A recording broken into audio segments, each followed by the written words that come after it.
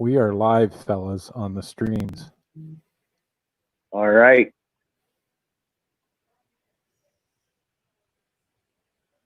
Is my face moving yet? The following program may contain adult language and mature subject matter and does not necessarily reflect the views and opinions of Reality Radio 101, its advertisers and sponsors, or its listening audience. Listener discretion is advised.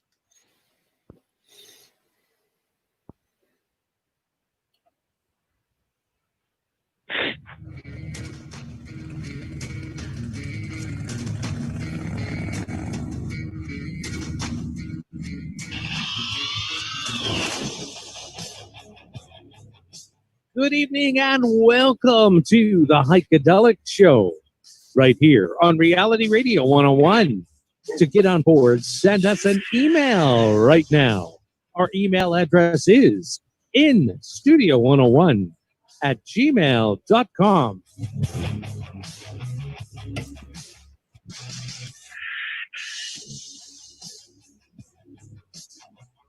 And now, right to your host of the Heikadelic Show, Mr. Heikomantic. Yes, here we are again. That is awesome.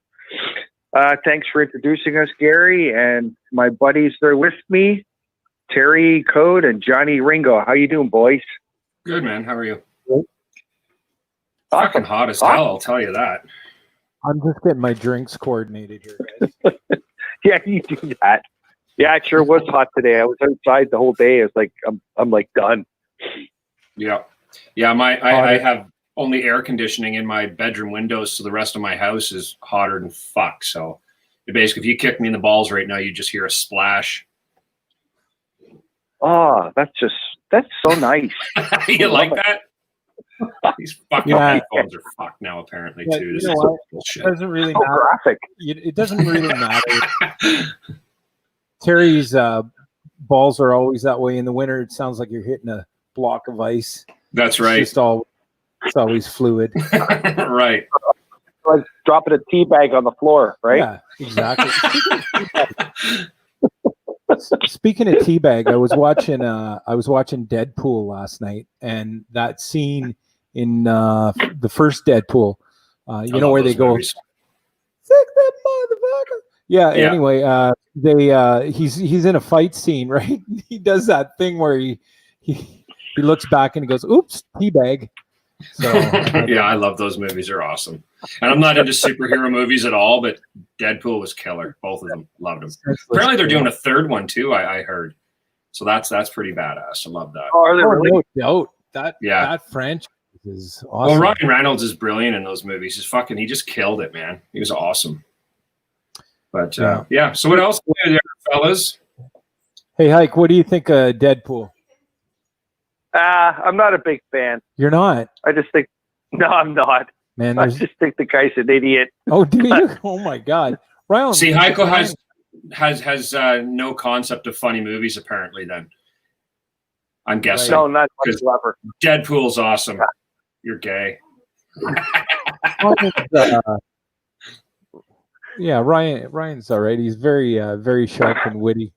But we were watching something too, like a few days ago. Waiting, and Waiting is Ryan Reynolds. There's a few other actors. Anyway, they all work in a restaurant, like a Roadhouse restaurant, and okay. So they're kind of, the thing's called Waiting because it's it's like a transition type job, I guess. So, but somebody sent something back to the kitchen that they didn't like a customer.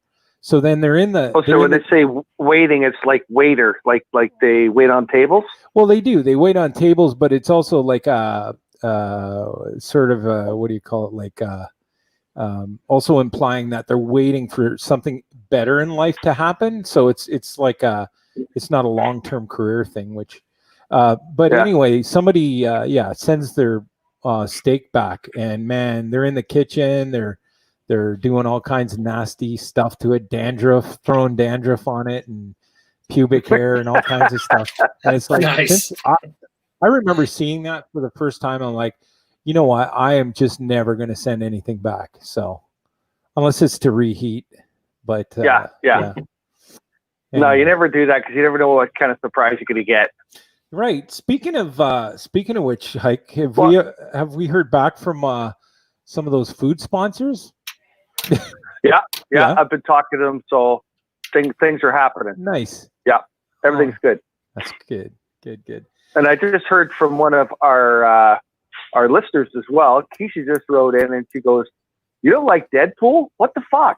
Exactly. Thank you, Keisha. We all agree with that. Deadpool rocks. But let's be honest, Heiko thought Iron Maiden was a bar band, right? So. Right. Yeah. They're not? No, they're not. No, they haven't been for quite a few years. Now the Iron Maidens, all girl band. Yeah. All right, they're definitely a bar band, but a great bar band. So more of a tribute band, I guess, right there. Yeah, they're a tribute of Maiden. Yeah. That's where Nita Strauss was playing with. That's you're with them. So for Father's Day, Keisha got me 2 Iron Maiden beers from England. There you go. Did you like them? I haven't tried them yet. Tried them yet. I'd say put them up on the screen, but you're static. You never move on your right. Yeah. You can't show us through a soup can and a string. So tonight we have a special guest, Richard Dukeshire, and Richard's a pretty cool guy. He was a bit of a bodyguard to the Stars and photographer for some pretty heavy bands. Oh, this is the guy you talk about. He was the bodyguard. Yeah. Okay. Well, he did a bunch of stuff, but he like a lot of celebrity-based things, and he also worked for bands like Metallica and stuff like that on photo shoots and other maybe. Well, he did the tour. He'll talk about that, but he toured. I think he did 27 dates as their personal security guard, right? Right. So that's what he did with Metallica. I'm getting a report from one of the server relays in Europe. Okay. Yeah. And they're saying that you guys are chopping a little bit, so they want me to reset you guys and restart. So if we could let the listeners know, we're going to take about a 3 to 4 minute break and restart so we get a better satellite signal. So, so if you're listening to the Heikadelic show right here on Reality Radio 101, don't go away. We'll be back in just a few minutes. Yeah. So if you guys are fans are on our streams right now, don't worry. Stay on. We'll still be here. All sexy and shit. Totally different network. So we're good. Yeah. But anyway, just to not leave our reality radio listeners in the dark at all, we so Richard's a pretty cool cat, and we're just, we probably don't have enough time. We've changed our format down to an hour rather than an hour and a half, which is, I don't know, it's kind of mixed emotions on our part because we think the show is maybe a bit too long, although we've got our super fans that tend to stay with us through the whole session and then some. Remember that 4-hour after party we did? Yes, I remember that. Derek and I think Bobby and I may or may not have been incredibly drunk by the time that night ended. Right. No kidding. And I'm almost afraid to rerun that. Actually, it probably should be because the F-bombs were flowing after a while, and so what can I say? It's like F-bombs are like cigarettes and beer. Right here on Reality Radio 101. Gary. And now, right back to your Heikadelics. Hey, Gary, thanks for that. So Reality Radio here. Back on. Yeah. So is everything better? Our satellites in space were having issues. They were attacked by aliens, probably. Probably. I wouldn't doubt it. That fucking Area 51, nasty stuff comes out of there. That's right. But Terry and I, we did a lot of late night research with Google Earth actually on Area 51, and actually Area 51 is not. We've surmised that it's really not. That's kind of like a decoy. Decoy, yeah. Is at an entirely different base. Yeah. So, but we plan on I think in when was it now? I was actually gonna take my motorcycle and take a spin out there, but like everyone else, I just get shut out. But Yeah. Yeah, they I won't think even let Terry- Johnny Ringo on their property. Trust me when I say that. They don't care who Right. Johnny Ringo is either. No, they probably don't, and that would be the best disguise, right? So I put on Yeah. a little soft hat, my little man satchel, and streak across the desert. In fact, I wouldn't wear any clothes. It would be to blend in with the sort of tan terrain, right? The thing is, though, do- I'm going to have to assume you're not tan either underneath your clothes. You're probably fucking whiter than fucking white. So you wouldn't Well, actually. Well, if he's naked in You the just desert, see this bare, white, glowing ass running across the desert. I'll show you next Saturday afternoon. We'll run around in the yard. But Right. yeah. But yeah, some pretty interesting stuff, that Area 51. So Yeah. So, hey, G, is there any emails or anything yet? No, not yet. Okay, because we got a couple. I think Richard was saying something on here. Where's his? Where'd it go here? I tune in, and first thing I hear is about Terry's balls turning back. Yeah, that's right. We were talking about that out of the gate. Yeah, tuning back.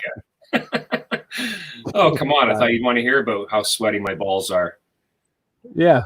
So know that. so and Richard will be on in what, about 20 minutes or so, 18 minutes. We'll have him on, and he can talk about Metallica's sweaty balls. I don't know. We'll find out something interesting, I'm sure. So Yeah. Just make sure he doesn't talk too long because our show's only an hour today. yeah. Yeah, so he's on for the full half hour from 10 to 10:30, so he'll kind of see us out. But all right. yeah, you know what? Honestly, I spent Richard and I spent at least 2 hours recently just testing some of the audio and stuff like that. I gave him some tips behind him in his I guess wherever he was doing his cast from was this nude picture of someone, but it actually looked like his head was being framed because it was directly in front of it. It was kind of cool. Yeah. And he was wearing a white shirt on a white background or beige background. So I said, yeah, you might want to contrast that a bit. So we but we had some awesome discussions, and I won't tip my hat on any of that. He can get into but hope you get onto some of that tonight, right? Yeah, like, I mean, it's funny because we got talking about like Terry and I were surfing one night, and Porn. we were looking at we were looking at, I think, military. Well, we don't want to get military. Yeah, we were googling different military bases, but no, just for points of interest, I suppose. And what Terry didn't know was in the past, I actually worked with Canadian military on a few installations. So, but you know what? You do that stuff as a job, and it's kind of like what Richard may or may not talk about. But you kind of do that stuff as a job, and you take it for granted. It's like, hey, But when you think back on it, it's like it's really a kind of a privilege, right? Because not everyone can get that opportunity to go into a secret underground base or that sort of thing, or maybe not so secret, but but just the clearance alone, right? It's like now I'm That's sure cool. I wouldn't be able to get it because well, I don't know if they accept people that smoke weed, but allegedly. So of course they do that. So we should play a song, boys. You know the song I'm talking about. Good. I think I do know the song you might be talking about. And let's see if we got it here. Yeah, I'm thirsty, mofos. Just saying.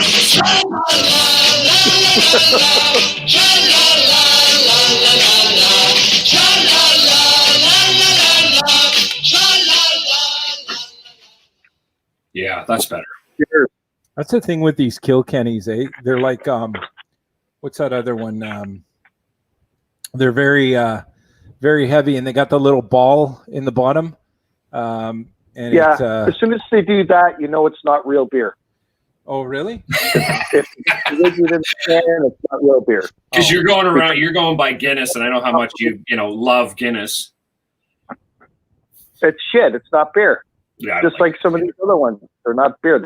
They can't put bubbles in the beer properly, so they have to drop a widget in the can. It's like, come on, Oh, is that what that's for? start over. No way. Yeah, I had no idea. Wow. yeah. The widget, when you open it, it's got pressure in it, and once the pressure releases from the can, Yeah. it lets the O2 into the beer, which puts bubbles in it. Heiko, I've actually learned something from you tonight. But they're not real bubbles. Let's dance. Let's celebrate. It's more like foam. Really? Yeah. Yeah, we should fact check that. Heiko gave us the info. Right. So how did Lana? How did she enjoy her? What's that? Anything else on our minds? Well, I was just asking how Alana enjoyed her birthday this weekend. That's for She you. freaking loved it. Okay, good. Yeah. I got her a set of true wireless earbuds. They're made by Bose. Yeah, that's what I have. They're awesome. And it goes inside each ear. There's no cord attaching the two together. And they're a sport version, so they lock into your ear. Oh, they don't even have they don't have a cord that goes between the earbuds at all. They're completely wireless. Nope. Oh, okay. They're completely wireless. I love Bose. Each Bose side. is one of my favorite companies for like any kind of, whether it's a home stereo or car stereo. I love Bose. That's what I have in my car, and I have my earbuds as well, and I love I them. was going to get the Sennheiser one, but they don't make the one that has no cable on it. They're the only ones with Bose. Yeah, they probably will soon. They have good products too.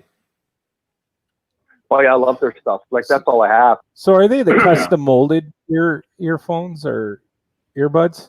They're not custom. They have 3 exchangeable inner ear pieces, but then they have a part that goes inside your ear, outside of the hole type thing, and it kind of locks it in. So when you're running and jogging, they don't fall out. Right. And the cool thing is, a charge is 5 hours. And when you put the earbuds back in the case itself has 2 charges in it. So you get 3 charges if you're just out somewhere. It's awesome. Oh, okay. And if you drop them or lose one of them or both of them, Bose has an app on your phone, so you can track them like a Geiger counter and find where they are. It's Right. so cool. So I just have to so when in a classroom, right, when the teacher points out somebody for like making like little notes or something like that, right, and passing them along. Yep. Well, Gary is just emailing me porn. Gary? What There's nothing happened? wrong with that. Welcome to the Heikadelic show, bitches. Yeah, just like that hot girl we had last week with the one empty leg. I know, right? I wonder if she's listening. If you are, how you doing? Yes. Yeah. So, yeah. Okay. Yeah, the one that lost her part, I think half her leg there in the car accident. Yeah. Very nice little girl. Yeah.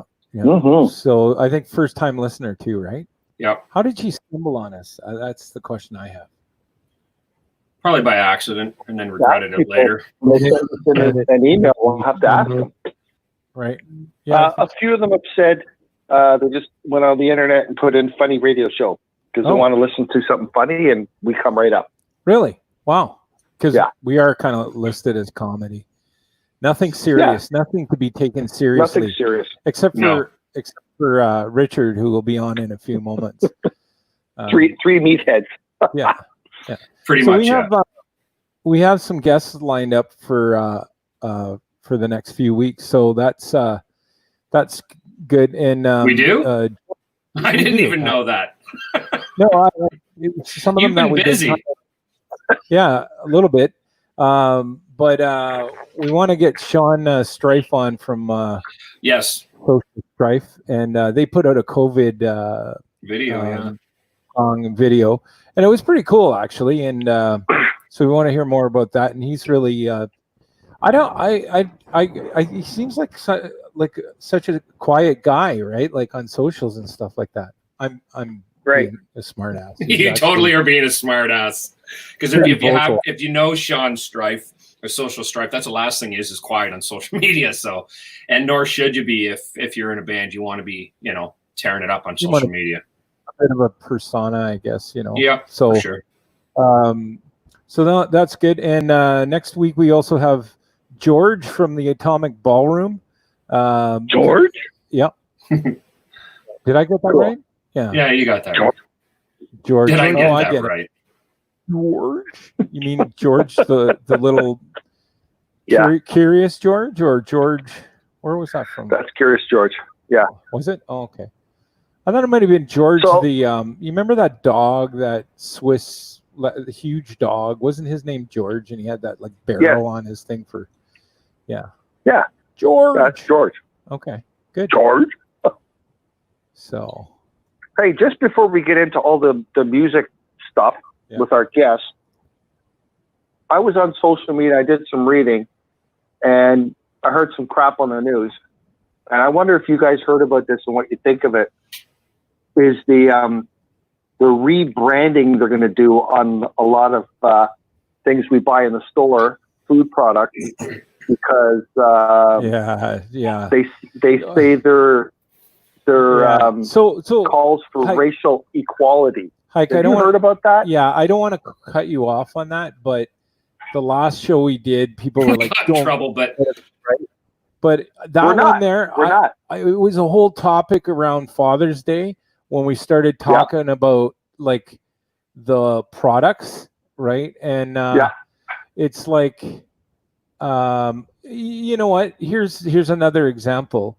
I remember a couple of years ago, and I don't know what brought this on, but obviously people who have different beliefs, but they wanted to take "In God We Trust" out of the American dollar, right? And for all our American friends out there, and we have, we have thousands apparently, but call in or text us about how you feel about that, right? Like, I mean, how ridiculous.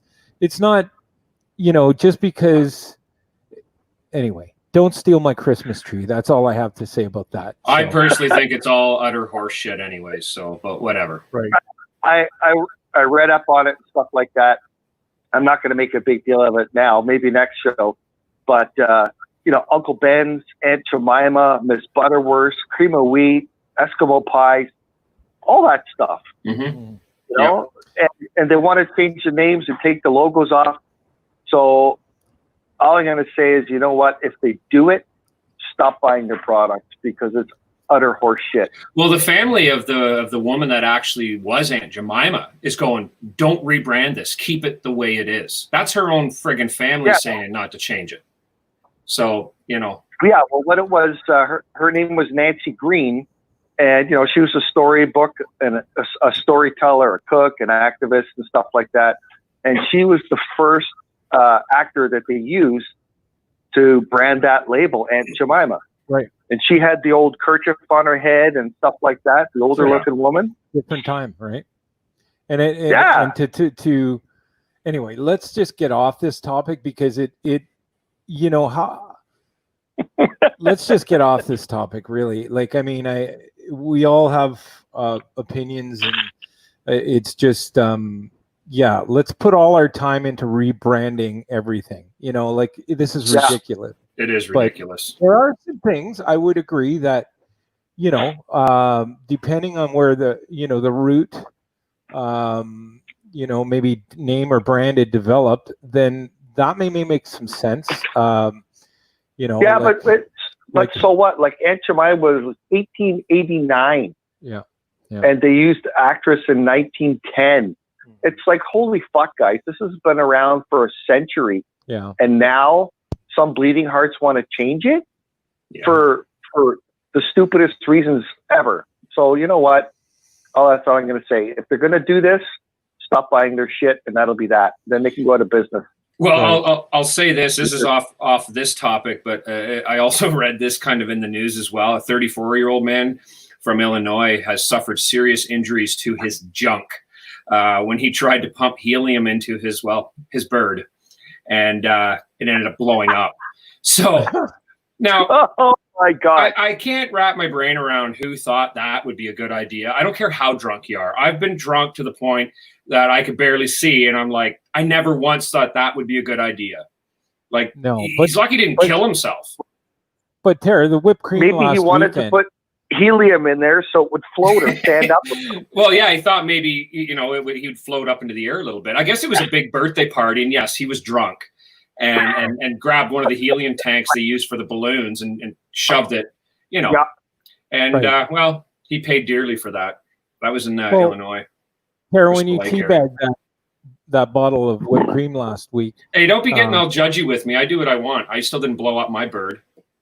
well, you have to watch because there is refrigerant in pans, right? So Yeah, that's right.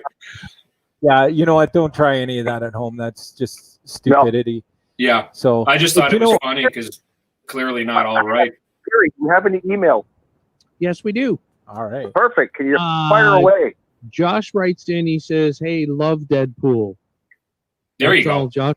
Okay. Nick Okay. T writes in, and Nick says, "Hey guys, enjoying the show. Here, sitting out on my back deck and porch with my friends here in Toronto, having a beer, listening to you, enjoying the show." That's Nick T. Awesome. Thanks, Nick. Kira in and says, "Yes, please." Let's see. Hold on. She says, I think she says here, please do not talk about politics or current events. We're all depressed about the virus. We're all depressed about what's going on in the States. We're all depressed about what's coming to Canada. It's a bullshit situation out there. People just can't live their lives and live them properly. We don't need to hear it on your show. That's Carol.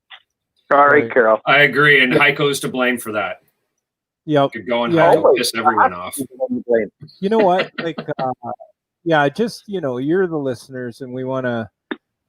Obviously, we're like everybody else. We are human. We do bleed, some more than others because Terry had that operation. But anyway,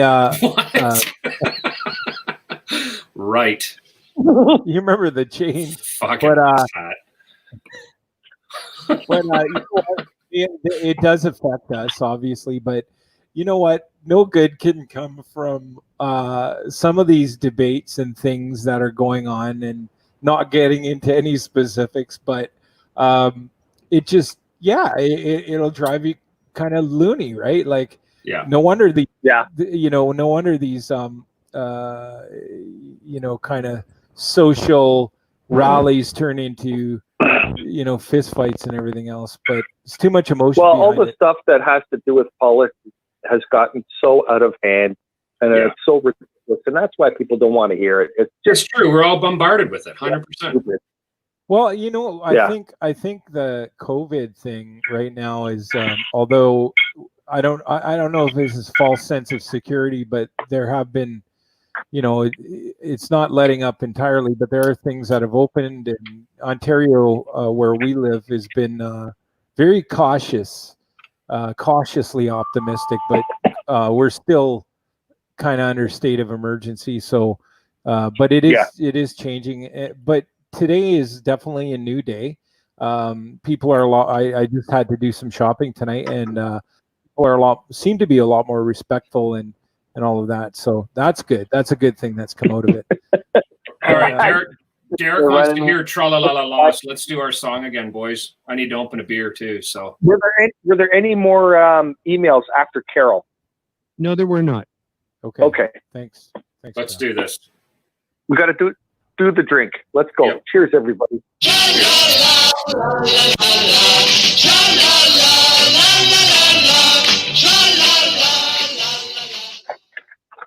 All right.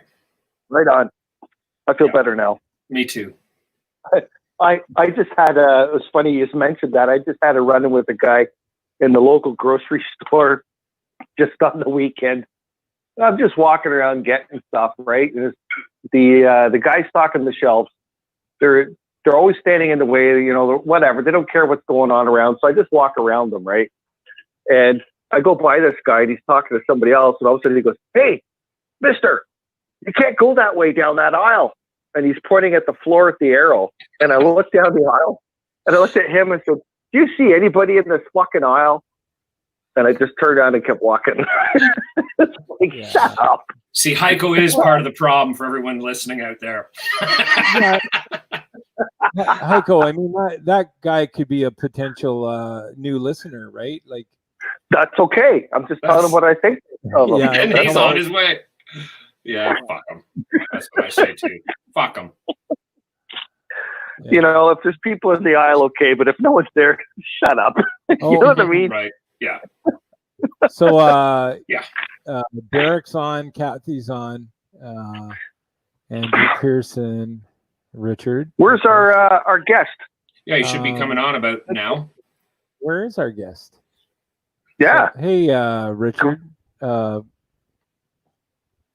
Anytime. Just hit that link I sent you in your messenger, Facebook, and look for it in the. Oh no, you sent them information. Look for Holy it. crap, we're in trouble now. Yeah, look for it in the combo chat that you and I and Code were having. All right. So. Yeah. Anyway, so I'm just looking at what else I got here. See, Hank William Jr.'s daughter died at 27. She was killed in a car accident in Tennessee. That's sad. Only 27. Who was that? What's that? Who was that? That was Hank William Jr.'s, his daughter. Oh, Wow. Yeah, that really? just happened, I think, last week. Right. yeah. Yeah, it's too bad. So I'm just pulling in Richard. We're going to have to move our logo around there, dude. It's kind of right over his head. I see his eyes. Put the logo for my head because my face doesn't move anyway. Yeah. So hey, Richard, stick your eyeballs right in the center there. We'll, Yeah, there you go. You look like the guy behind the fence on that show. What the hell? Wilson. Yeah, that's it, Mr. Wilson. Yeah. How are you, pal? Everything good? Oh, there you go. That's better. Maybe I There do you a bit of it too. There you go. How are you, man? Everything good or what? I don't think he can hear me. I can hear you. I can hear you. Okay. Code. Okay, good. How are you, man? Everything good? Yeah, Wilson. What was that show with? That was it Tool Time? There we What the go. hell? It was Tool Time, right? No, that was his show on the Oh, it was show. Home Improvement. That's what it was. Home Improvement. There we go. Yeah. Yeah. I fucking love that yeah, show, Wilson man. is your neighbor, right? Like, hey, That's what right. are you He's doing? actually dead now. He died. Yeah, man. It's hot. Holy Oh my crap, God. it's hot. Yeah, we had this conversation, and somehow my balls snuck into it at the start of the show. Sorry about that. Are you going to talk about your balls again? I'll talk about him as much as I want, Heiko. Let's just remember that. I don't know if the listeners want to hear about your balls all the time. Yeah, why not? So, Rich, so let's get into it. What's that, Heiko? You got a question? Yeah, introduce yourself properly so people know who you Hey are. guys, a little bit of housekeeping real quick here. I keep like once you guys talk, I'm hearing the conversation back over in my head on the ear set again. Yeah. Oh, there's a bit of a delay. Do you have your computer all the way turned down? Like the volume, oh no, you got a headset on, so it shouldn't matter anyways. It shouldn't matter, no. No, you got a headset on, so that wouldn't be why. So you know what? You might want to check with your doctor about that. That could be all right inside your head, right? Right. But so Richard, we never really talked about how to introduce you, but I would say that Richard and I in Code met each other a while back. Really because of our involvement with the music hall and all of that. And Richard was taking a lot of band photography and doing that sort of thing. And then we got talking. He also periodically hangs out at the same watering hole that Code and I go to frequently. We won't say that because I know if we do, it will always be packed to capacity trying to get into, Right. people approach us. So, but Richard's done a lot of really cool things, and photography included, as well as toured around with some pretty big bands. And I understand, and I think it was okay to talk about this. He's also worked with the royal family and done some pretty cool security details and stuff like that. But I'm going to turn it over Right to you, on. Richard. Where do you want to start, my friend? Yeah, I'm still getting that loop. That everything you say is just being repeated back through the headset for some Oh, reason. you know what? I know what that is. Do you have a Facebook session open? Sorry, do I have Close. what? You probably still have your Facebook session open on a browser. So shut that down because Oh, you want me to that's shut down Facebook? All right, let me shut down. shut down Facebook entirely. There we go. There you go. Yeah, that's it. So, I'm so sorry, guys. My apologies. No worries, Okay, brother. we just had a lot ground control to Major Tom, so that works. Okay, That works perfect. Sure. Great. Again, my apologies for that. But Oh, hey, no problem. Yeah, we're going to yeah, beat you later. thanks for yeah, thanks for having me on here. Where to start? Geez, I don't know.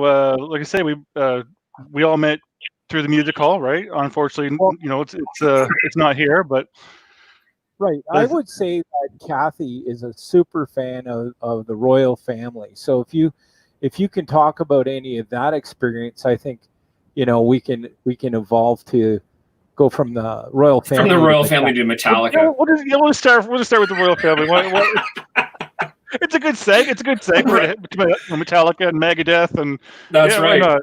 But yeah, royal family. First experience with the royal family was down at Roy Thompson Hall. I think it was Canada's walk. I mean, this is going back a few years, so you got to be aware. You know, bear with me on time frames. But I believe it was the Canada Walk of Fame, Roy Thompson Hall, and they had, you know, the RCMP with dogs and everything, like a week before, every day for a week. You know, everything was being heavily inspected. Everything was being scanned and torn apart, and you know, big ordeal. And of course, a lot of protocol, right? Like, Oh, it's got to be over the top. oh, Uh-oh.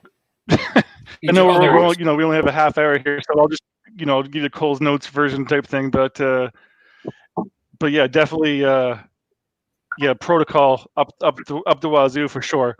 But you know, I grew up in a small town in Nova Scotia, 2,500 people, and you know, I still remember my math teacher saying to me, you know, okay, you know, you joke around and you train and everything, but you know, where's it ever going to take you in life? Right, yeah. And then I'm sitting there, you know, I'm on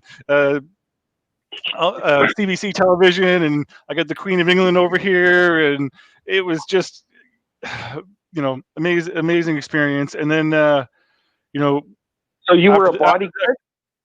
yeah, I did concert security, and they call it in Canada, it's not bodyguard work, it's close personal protection. So close personal protection for quite a number of years. And then after the Queen, I did a number of things actually with the Duchess of York, Sarah Ferguson, and a couple times with her kids. Actually, Sarah Ferguson was involved with the Toronto Film Festival, which I also worked many years. That would And be Fergie for short, right? Like Fergie, not to be confused with Fergie from the Black Crows, but Fergie, right? Black Crows. Black Rose, Black Eyed Peas. Black Eyed Peas. Oh, come on, get your shit Yeah. straight. Yeah, Black get Eyed your Peas. shit together, Ringo. Fuck's Or sakes. The Black Crows. Oh my. All right. Anyway, so yeah, Sarah Ferguson, the Duchess of York. Yeah, so she was at the Toronto Film Festival. She was involved with. I don't even remember how she was involved with, but I had already worked with her before, and she was so great to work with.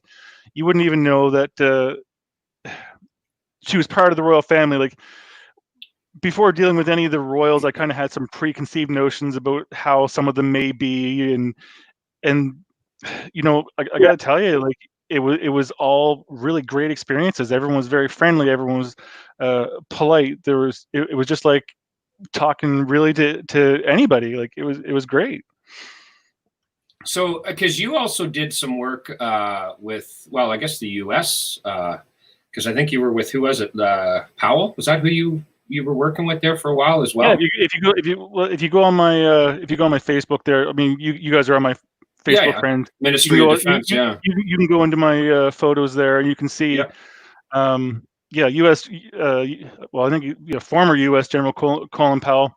Yeah. He came to, again, Roy Thompson Hall, and he gave a lecture, and the man's a genius. I mean, obviously, you're not going to be in charge of the U.S. military for by Small accident, feat. right? Like, Yeah, stumbled into it.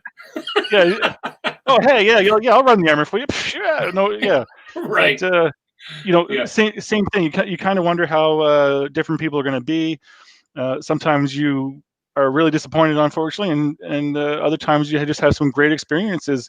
And the man is just, he was very professional, very polite, but he's just when you listen to him talk, one of the things that stands out is just this man is just genuinely intelligent. His thought process is phenomenal. He just, great guy to be able to talk to. And one of the things that I loved was when you're with all these different celebrities. Like I was with movie stars and music stars and television stars, et cetera, as well as different people politically, like Colin Powell. You just you never know. Like if I put a camera on you, like say right now, Right. Yep. you can act any way you want. You can be, the most humble person, and I want to save the world, and all that. But when no one's around and the cameras are gone, and you get to see what these people were really like, Yeah, different animal. that that's what I enjoyed the most. Like I love meeting all these different people. I'm a social guy, and getting to see what these people were like behind the scenes was a great experience. Like you just saw so many things I just never would have expected. Growing up in a small town, Nova Scotia.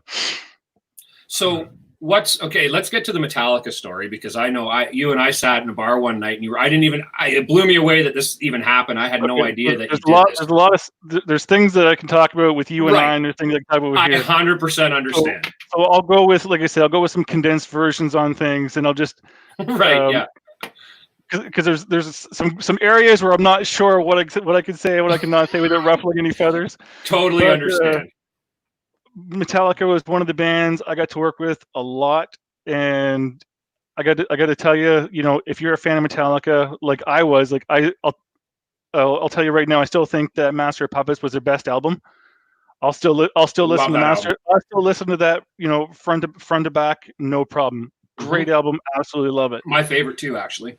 Is it right on? Yeah. But to get to, sorry. Derek Richard is asking about what's the biggest threat you have to watch for in Canada in layman's terms. So you're kind of on the pulse of things, but you know what? I think that would be an off-limit question. If we're talking about biggest threat to watch for in Canada, but for bodyguard work, I'll go with that one. Yeah. Okay. Crazed fans. Yeah. They're everywhere. Mm-hmm. I even I did an event with Beyonce down at Yonge and Dundas Square, right? And one of the security that was there from another company or firm, they're like, oh, I love her. We're meant to be together. We're like, whoa, this guy. That's got to be weird as an artist to have that happen too, right? Like, because that's something I'm sure they get more than once when they're that big, right? Just somebody coming up, oh, we're meant to be together and all that shit, right? That's got to be such a weird experience.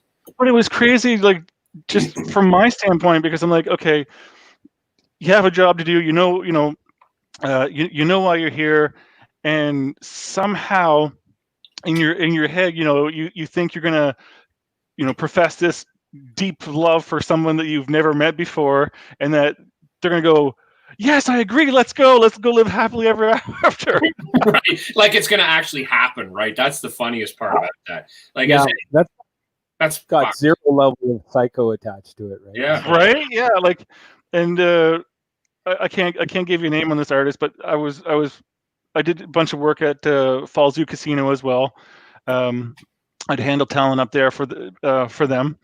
And again, different security involved, and there's this major country music star, and very good-looking lady, no argument. But same thing. Like, he slips a note under a hotel room door, again, kind of professing his love, and we're meant to be together. And Wow. like she's gonna read the note and go, "Where are you? We have to be together." Right, eh? Because if that shit works, I'd try it. Right? I think we all be living different situations right now, right? Right, that's right. Okay, so let's go back to Metallica. So you Yeah, work with great them. band. Yeah, if you're a fan of theirs, like I was even beforehand, I got to meet them and work with them a whole bunch of shows, and even behind the scenes, backstage, they're just cool guys. They're like everyone else. Yep. They hang out, they eat, they do the sound check, they walk around, listen to music, they chill out in the green room, they go to catering and have a bite. Like there's, it wasn't anything crazy like you would have expected, like heavy metal band Metallica, and the backstage must be insane. And no. Yeah. No, well, by the time I think you were, what was it, the Black Album you were on with them? Oh Lord. Because it was in the I don't 90s, even, right? at this point, no. It was I started the first time I hooked up with them was, I believe, 2000 or 2001. Oh, okay. And so it's well after the Black Album. You're into like Load and Reload at that point, or I'm trying to think what came in 2001. I'm trying to do dates and mix of dates with the albums, but I've lost track. It's okay. It's all right. It's just because by that point in their career anyways, I mean, these guys are married and stuff. They don't have the crazy tour like they did back in 1983 and 4, right? So it's definitely different. So you're kind of getting to see them all growing up as the band. And I know, and I'm not going to ask you to get into this, but I know you've spent a bit of time having a bit of a party, partying with them a little bit and stuff. And they're just all around cool guys, right? Everyone likes to work hard and relax just like everyone else. And everyone else has different ways of doing it. Yeah. It was funny. Rich, hang on one sec. So Gary, do we have any emails? We just have one came in a while ago when Heiko was talking about moving on the aisle when he was in the grocery store. You know that guy? Right. Yeah. No one follows those arrows. I do, but no one else follows them. No. What's his name, Gary? They get confusing. His name is Trey, and his message was, he says, next time that happens, Heiko, just go down the aisle backwards. Right. There you go. Exactly. Thanks, Trey. I will do that. That's awesome. They do. And giving him the finger. I was out shopping earlier, and they do get confusing. I mean, they're you got to stop, and it's confusing. But anyway, we all do our best. So aside from Metallica now, what sort of other artists that you might be able to throw out there that might be less, maybe a little bit more, sort of mainstream, I guess. Well, like I said, I was fortunate to work with so many different artists, and ones that I grew up listening to. Like my father, he was really big into 50s, 60s, 70s rock. And so like one of the bands I used to listen to was CCR, great band. Yeah. And I'm sure everyone knows CCR, right? Like Yeah, it's pretty safe bet. Yeah. And then I get to work with the lead singer at Massey Hall. Yeah. So sound check comes. All the guy has on stage is a stool on a big old throw rug and a couple guitars, and he just sits up there and he's like, hey man, want to hear some tunes? As a matter of fact, I do. Like, what do you want to hear? I said, whatever you want. I mean, what do I say to the guy, right? Like, play whatever you want. Like anything from CCR, I'm gonna be happy, right? Like it's. So, Rich, what about like super bands, like global bands, like Motor City Maniacs or Walker's Oh, Cliff? for Christ's sake. Unfortunately, I've missed some of the super elite. I've missed Right, elite. I've missed Tears Dignity. I've missed the Motor City Maniacs, but I'm hoping to catch them someday. Yeah. So just so I can say I've hit the peak of the peak. Yeah, so you haven't hit superstardom yet, not having these three bands. Right. But I did meet Richard, picking beer cans off the floor. Not you, but I was actually doing that at the hall one night. So sweeping or something. But and he goes, "Hey, you're that guy." Right. Yeah.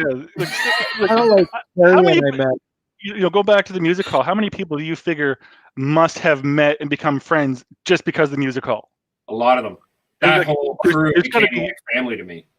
Right. But how like many Ed and people Maggie have and stuff? actually had sex and gotten pregnant because of the music hall? I think that's Wow. the real question. That's quite a question. Hang on. How many people have lost their spouses, in torrid relationships because of the music hall? I know one. How many I don't know people? if I can talk about it, but there is definitely one. Nice. Well, allegedly, right? So, Richard, when you and I chatted on the phone a few weeks ago about we just chatted about everything that day, and I first mentioned about coming on the show, and you were telling me a story about a couple of, I guess they were young kids at the time that grew up, and they were part of the Mickey Mouse Club, and you had worked with. Yeah. Tell that story. That's kind of a cool story. I tell you like, man, like I say, I get so many years of stories. It's hard to know where to pick from, but yeah. So way back, it was like, what was it? Christina Aguilera, Britney Spears, Justin Timberlake. They were all members of the Mickey Mouse Club, right? Yeah. And I didn't even realize for the longest time how many big stars actually came from there. Oh yeah. Yeah. Like sure. I wouldn't have given it the credit unless people had specifically pointed out. But yeah, some really big names came out of the Mickey Mouse Club. Oh, tons, right? Like, sorry, those my minions getting excited Right. because they're about God knows, right? So you were working with so way back when NSYNC and Backstreet Boys came out. Remember, they were kind of like the rivals for each other, right? Yep. Oh, yeah. So they would tour kind of alternately, and I got to do. So when Backstreet Boys was around, I was working with them, and then when they weren't around, I was working with NSYNC. And the guys in NSYNC, they were super relaxed and chill and always joking around, and they were actually really cool to work with. And so it was actually Justin that had introduced me to Britney before she'd even done a show in Ontario. And I didn't even think anything of it. She came to an NSYNC show and she was there, backstage, and Justin was like, "Hey man, have you met my friend Britney?" I'm like, "No, I haven't. Nice to meet you, blah, blah, blah." I mean, little did I know that, Yes. flash forward, she's gonna be this big mega star, and I'd be doing shows with her at the same venue, right? Right. But the music industry, at the high level, like it's a small circle, and you run into the same people over and over and over again. Like it depends on what level. Like obviously with the hall and stuff, and Terry and I have met a lot of different people, and just like him on the lighting board and stuff he was doing. You get to do some load in. You get to kind of bump elbows with a lot of different artists, but at your level, with Metallica and global, it's obviously a different caliber. But a friend of mine who's he's kind of like a bit of a concierge, kind of limo driver, makes arrangements for all these bands and artists that come in, actors and all of that. Like it's privileged because they go to these people because they can trust them, right? Yes, and that is a big thing. Right, because we didn't talk about penis size tonight at all. I know. Chatting with Kathy one time, that's what Ringo's always worried about. She's kind of like a paparazzi for a lot of bands and stuff like that. But that comes out, right? It's like, oh yeah, I think one of our first broadcasts was she asked about the size of Terry and I, and there was the added. Wow. Only because he addicted right? Which failed. That's it. What was it? It was I gave you 3 inches and it died off. But it ended up being all foreskin, so it was useless anyways. Yeah, okay. Oh, fuck. So anyway. Exactly. Do we have this is what emails, happens, Gary? Richard. I apologize. No worries. Gary, do we have any emails? No, we do not. Okay. Because no one wants to talk to us tonight. That's for damn sure. Make your last story bits here because you got like 6 minutes left. Yeah. Okay, I got one question then about. So as far as movie stars goes, who's your favorite movie star you got to work with? Oh, there were a few that were really good. In the top, Adam Sandler.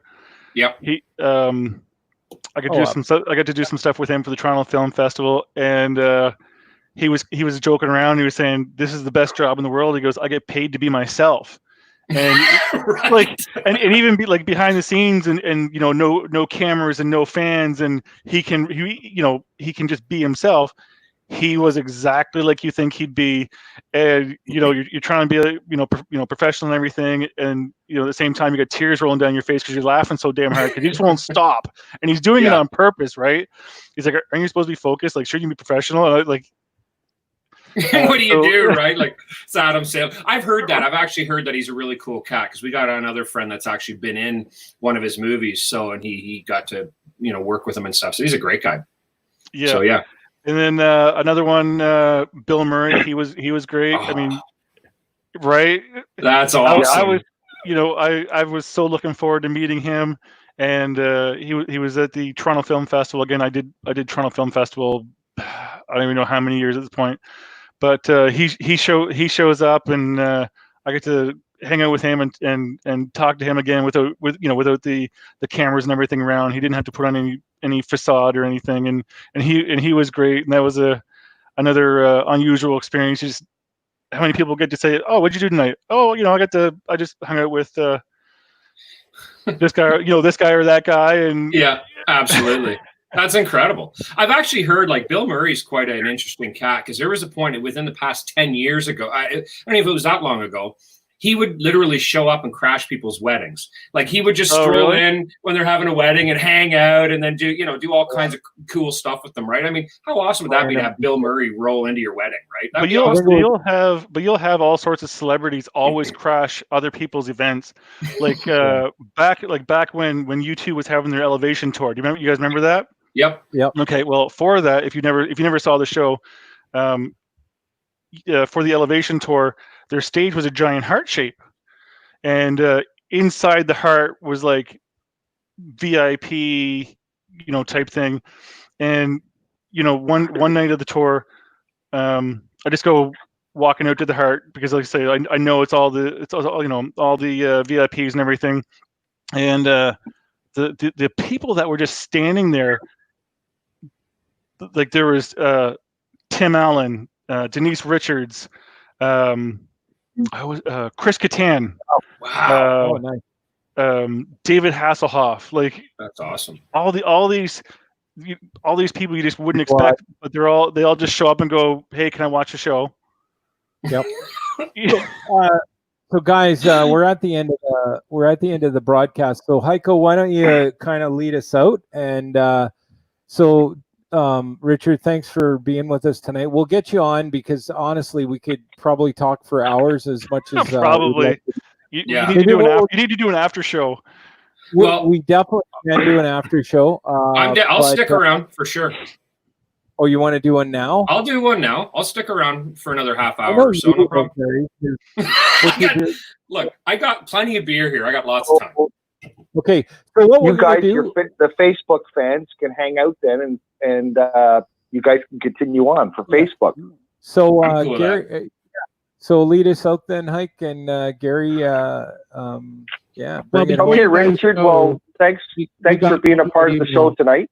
Hold on, thanks for having me. Mm-hmm. Before you go, we have one more email. Oh, let's do this. Derek, whatever, writes in. He says, "Hey there, Derek from Bacon Cove, Newfoundland. Nice. Is tonight the night we get to hear MCM and Code live?" Oh, fuck's sakes. No. Well, answer that question. He does that every show. Love you, brother. He's a great fan. That's why. Derek's a great guy. He's a good pal. So Derek, stay with us then for the after show. And everybody else on Facebook, stick around, or anybody on Reality Radio wants to jump over to Facebook, we're going to stick around for a little bit longer. So for the YouTubes of the world. All right. So I do want to thank the people that were part of our show tonight. which would be Josh, the Deadpool lover, Nick T from T.O., Carol, Trey, and Derek from Bacon Cove. And then we had our multimedia fans, which is Richard, Keisha, and James from England. And yes, James, I can sit very, very still and I can talk without my lips moving. Isn't that amazing? And I also want to thank Gary for sending me titty pictures while I was listening to the interview. Yeah, I appreciate Wonderful. that too. It's pretty awesome. All I'm right. looking at it right now. You could tell he was bored, right? Yes, sure. Gary, you can send me porn anytime, just saying. We will be back next Monday night at 9:30. And you guys, thanks again for tuning in. You are listening and have listened to the Heikadelic Show on Reality Radio 101. 101. Yeah. All right. So are you guys hanging out after? Yeah. Yeah. Yep. Show with your host, So we're Michael still live Blanchett, on the right here socials. on Reality So we'll Radio. just let. Richard's going to 101. hang out with us longer and chat some more. Yeah, for sure. That sounds like a plan. I just realized I got to send the new version. I forgot about it this week. I was supposed to send him our new outro. Completely forgot. I'm gonna. You know what I'll do, Tara? I'm gonna play our outro right now, but we're not going anywhere. Right. We'll So just, stick around, everyone. Oh, you know what? I don't have it. A big fail on Uh, that. Sorry, bud. Yeah. Wow. Yeah, good call. We have this. We've got our shit together so much on this show. Hey, this is Michael Graves, and you are listening to the Heikadelic Show right here on Reality Radio 101.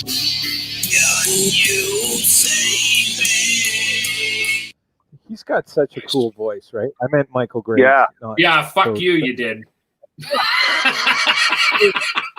What was Richard's last name? Not Dukeshire. really sure. Oh, I didn't hear you. So yeah, it's Dukeshire.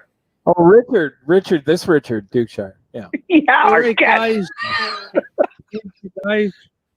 Thanks, G. That was great, my friend. Good job tonight. Okay, so they're off the stream. Terry, I don't know if you want to dial Heiko in like we did last week, but We can do if you that. want If you want to call me, Heiko, I'll just put you on speakerphone because I think last time we had problems. So it's up to you. yeah, I just I- dumped their feed. They're probably not hearing that because Gary Oh. tends to get into, a businessy kind of studio Yeah. stuff. So Yeah, let's. One. Okay, that's our fine. poor listeners in Facebook land kind of going through that pain. Okay. But Well, we still got our friends and shit on Facebook here. So Richard, let's go back to. Did you actually work with Megadeth? Did you ever work with them? Dave Mustaine. You did, eh? Oh, nice. So okay. I so, did. I did. I was actually just thinking about, because you said about Metallica, then this incident that had happened at Arrow Hall in Mississauga had popped into my head. So again, you think with certain bands, have the backstage is crazy and exciting, and Yep. so Megadeth, it was Dave Mustaine at Arrow Hall, Mississauga, and before the show, so he does sound check, and then he's just hanging out backstage, has a snack, walks on a treadmill for a while, talks on the phone. But anyway, but the story I was thinking of, so I got warning that there is a particular fan that might rush the stage. oh, So- shit. So I was asked to be on the stage, just off to the side, but on stage with Dave, so that if anyone got on the stage, I was to escort them off. Right. So yeah, we'll just say escort them off. Right. We'll go with that. So yeah. So, because bands love fans just jumping on stage and rushing straight at them. They love Yeah, that. they right? love that. Oh yeah, So- just so like, anyway- like shit thrown at them too. Oh, so sure enough, the show is going on. It's rocking. It's a full house. It was great. When you go see a show, it's one thing, but when you're actually on stage with the artist, that's a whole other experience, and it's phenomenal. Oh yeah, it is. It's amazing. Oh, and so sure enough, this guy comes rushing to the barricade, and I see him, and I walk over. I'm like, you don't want to do this. Just don't do it. And he's like, yeah, I'm gonna do it. I'm gonna do it. I'm like, no, it's not gonna go the way you think it's gonna go. It's gonna end poorly for you. Dave's not gonna embrace you and rock out with you and have him travel the world with you and right.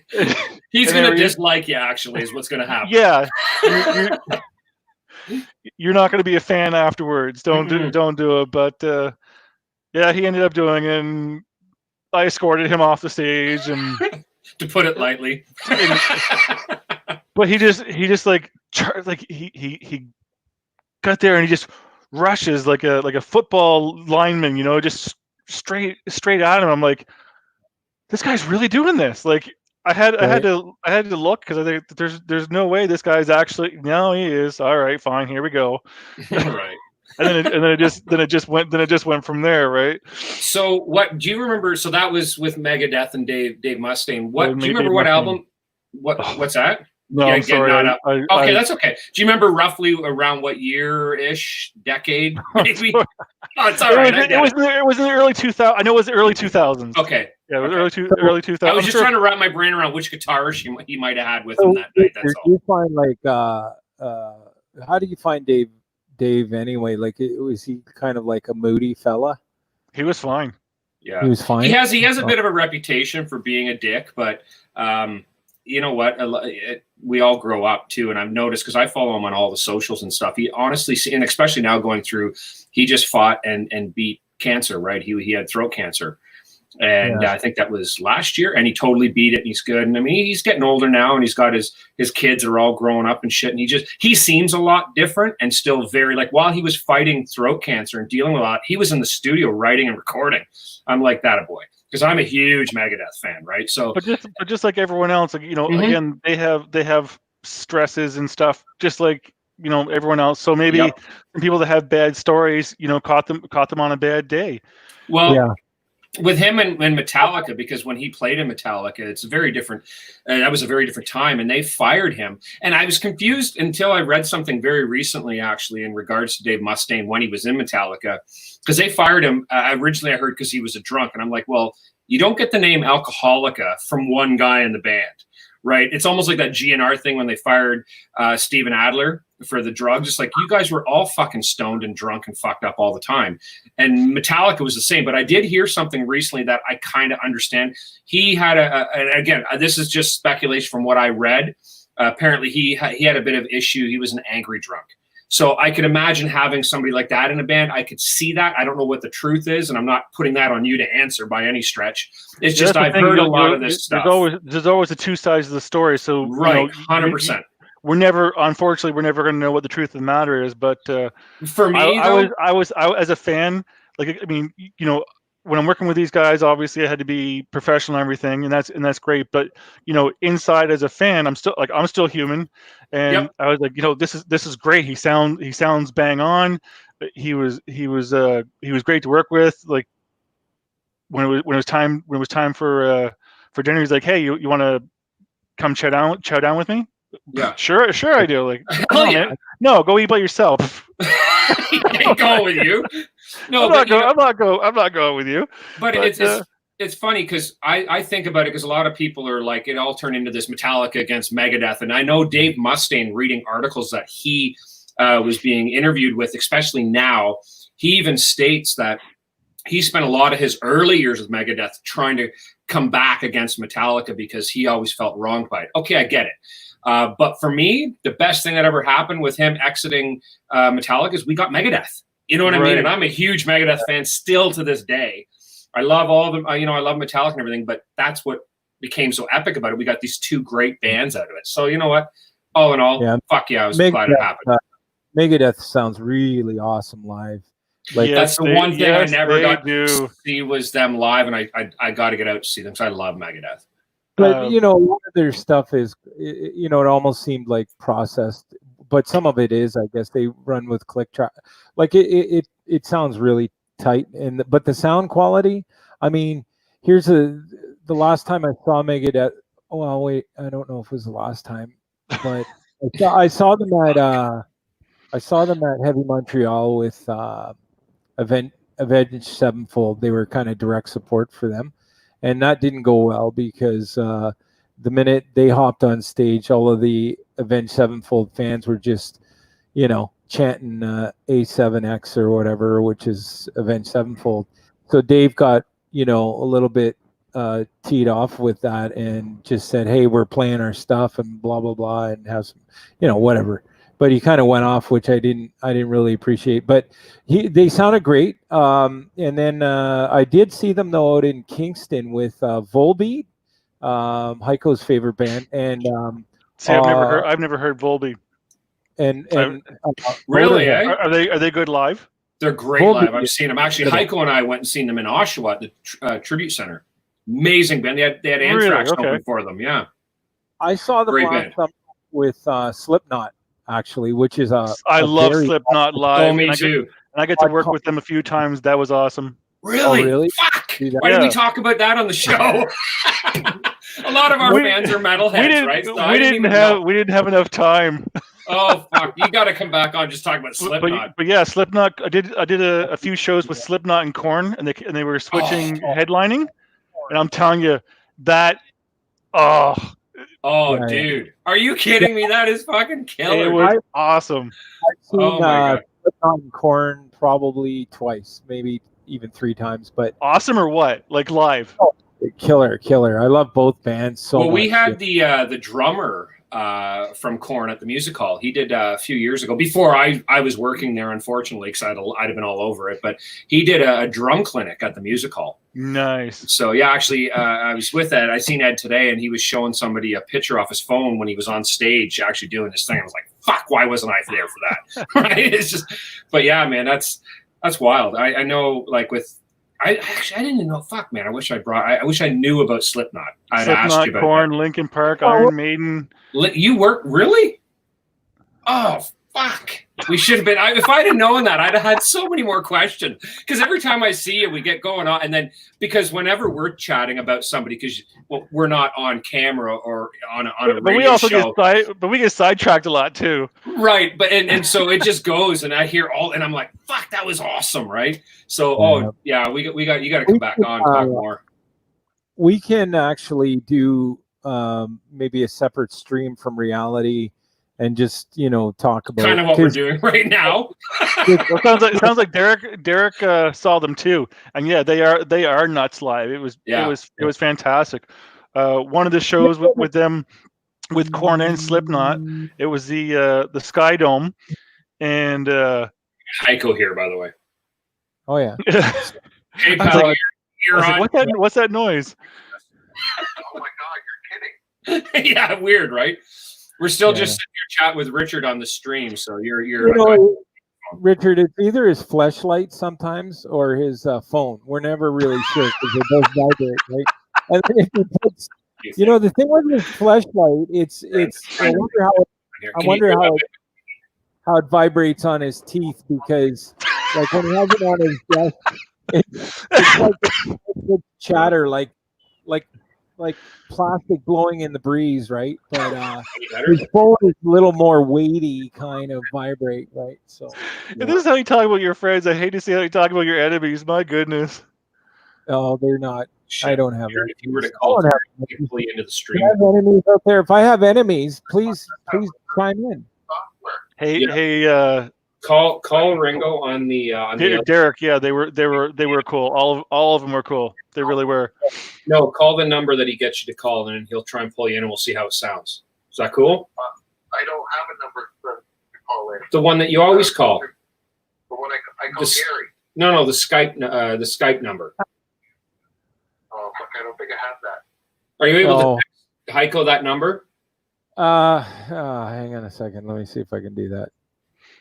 Okay, he's going to see if he can send it to you, because you can't hear this, and I'd like to pull you in the conversation. So, Cool. all right, I'll let you go. He's going to send it to you, and then try calling it, see what happens. Yeah. All right, ciao. String. All right. So hopefully we can get Heiko in on this. He literally works the whole show off a soup can and a string, so it's true. I'll give it one shot. All right. There we go. All right. Oh, he's calling. We'll see how that goes. So, sorry, I missed what you guys were just chatting about there. I was talking to Heiko. So Lincoln Park. So Ringo, he missed your whole bit there. Yeah, and you need to adjust this. I can't see Richard's face. You got Derek's message. I'm behind Derek. That's all right. There we go. Derek's all clean shaven, and he's got way more hair than I do, though. So. Yeah. Okay, so when you worked at Lincoln Park, I don't remember I don't remember where that. I'm assuming that was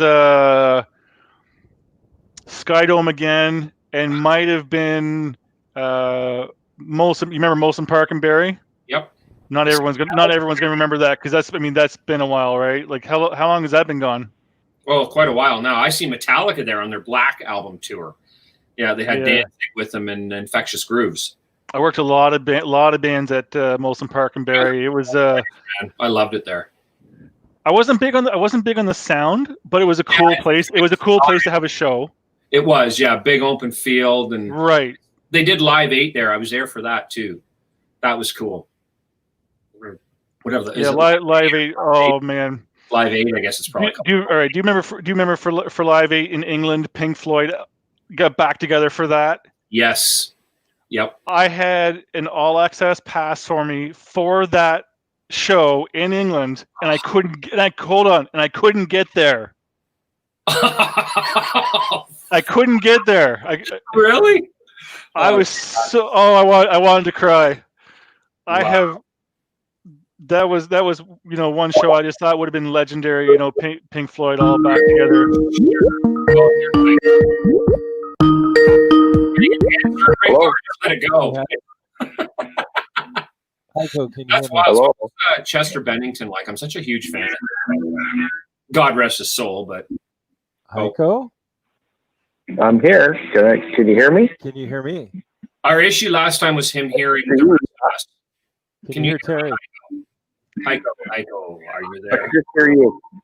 Oh, so it's not This is working. what we had a problem before. Okay, so So Richard, tell me about Can everybody else hear me? We Park. can hear you. What was like Chester Bennington, who's now gone, God rest his soul. What was They were all good. I mean, it was. The only person to hear is yours. Oh. Well, that's not going to work, is it? So is Heiko still sound can't- checking here? well, You can hear me, but he can't hear you guys. So problem. You're broken up too. I am. Oh, because I can hear Heiko. Yeah, we all can.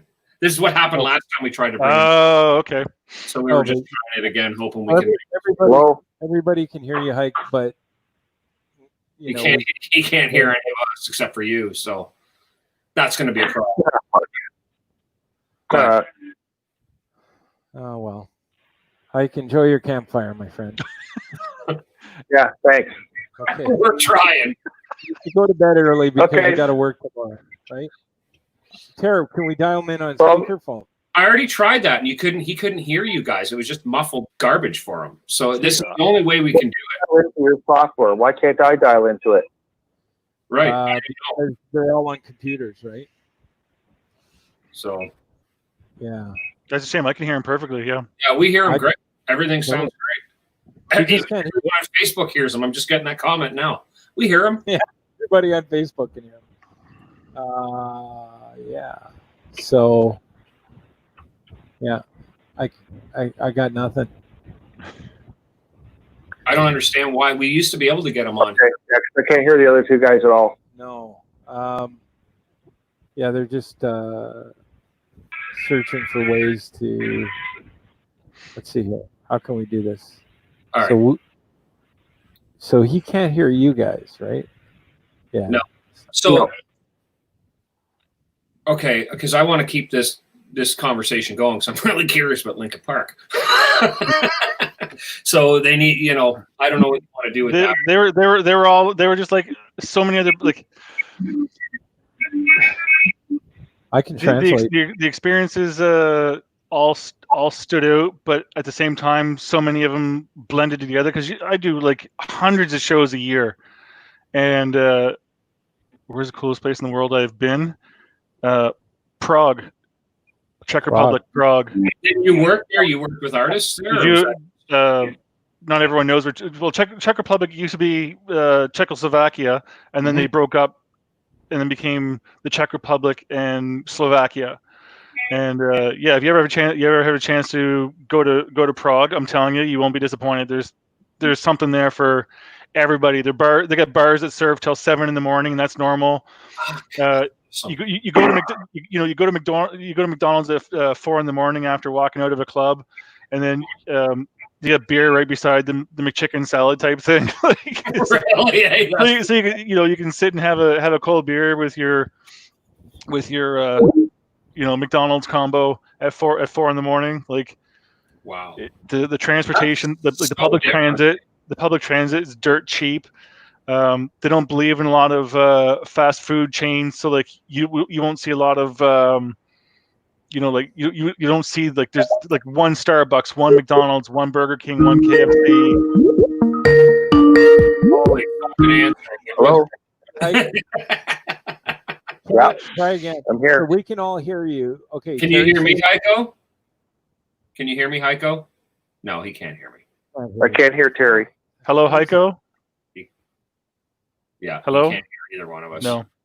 Hang on. Let me go into I can audio. I can still hear him. Yeah, oh yeah. Okay.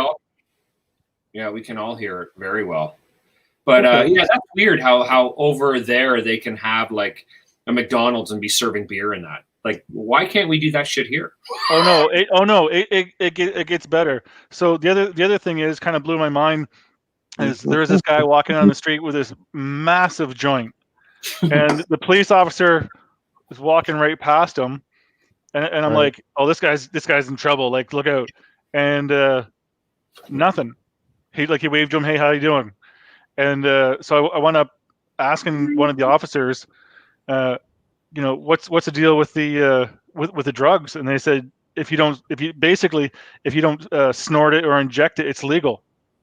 Really? If you want to do hot knives in the park, you can do hot knives in the. This is aging me a bit here, right? But if you want to do hot knives in the park, you can hot knife in the park. Yeah. If you want to. I'm explaining that one to my son. Sorry, Johnny. We're going to try one more mic check here because I'm going to see if I can switch something around in Skype for Heiko.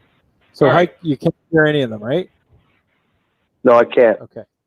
What about now? Hey, Heiko, how are you, pal? Can you hear me? Are they talking? Yes. Yeah. Shit, that didn't work. Well, that answers that question, Terry. Yeah, exactly right. I hear beeping and noises, but I can't hear them. Yeah. Because on the Skype audio, you guys are coming in banging hot on the microphone. So let me try one more here. Stay with us for a sec, Hike. Yeah. And what about now? Terry, say something. Yeah, how are you, Hike? Can you hear me? Come on. You sound totally different. What? Did you hear me? I can't hear Terry. Oh. Hello, Heiko. No. All right. No. No. Well, That's- I wouldn't worry about it then at this point. We're approaching 11. I wasn't going to stay on too much longer anyways. We'll have to get him on and figure this out because if we're going to do these after shows, I want to be able to get him on because it's kind of bullshit that he's not here. So maybe we'll just figure it out another time. Okay. I don't know what else to do. We'll have to I'll have to unfortunately sign off with you. But unless you can't hear them unless you ran your Facebook, you'd be able to hear them through there. But Well, I could listen on Facebook and then I could just do comments on. That's all I can do. Well, try that for now. Tell him to try that for now. We'll figure this out after the fact. We got to get it straightened around anyways because this is kind of bullshit. Okay, well, thanks for trying anyway. Okay. So, Richard, I'm just noticing Derek is asking, were you ever around Princess Diana? If so, was she more beautiful up close? No, Princess Di was before my time. Okay, that's what I thought. Yeah. So there I you would go. have. Derek. I mean, hey, I would have loved to have met her, but no, unfortunately, yeah, she was gone before my time. Yeah. But Derek Yeah. just put up a comment there. Yeah, Metallica in Molson Park, awesome. But every show, I don't know. Some people may not realize this, but before every show, unless it's changed, but back then, they would arrange a new set list for every show. Like if you followed Metallica around and you went to 5 different shows, you got 5 different set lists. It was never the same set list. That's right. I actually knew that only because I've watched a lot of their behind the scenes stuff where they're talking. I think they even mentioned it in one of their documentaries they did. It wasn't Some Kind of Monster. It was another one I was watching, but they had actually said that. So yeah, you're absolutely right. Yeah, Lars. That was something Lars was big on that. about. Because there were like there are bands. I won't call them out on it, but there were bands, and I would do a run of shows with them. And it was the exact same show night after night after night. Right. Like the same spontaneous jokes, the same music, the same surprise guests. I've seen that too. Yep. Absolutely. I know I've been out on the road and stuff and seen a couple of bands that do that. And you know what? Whatever.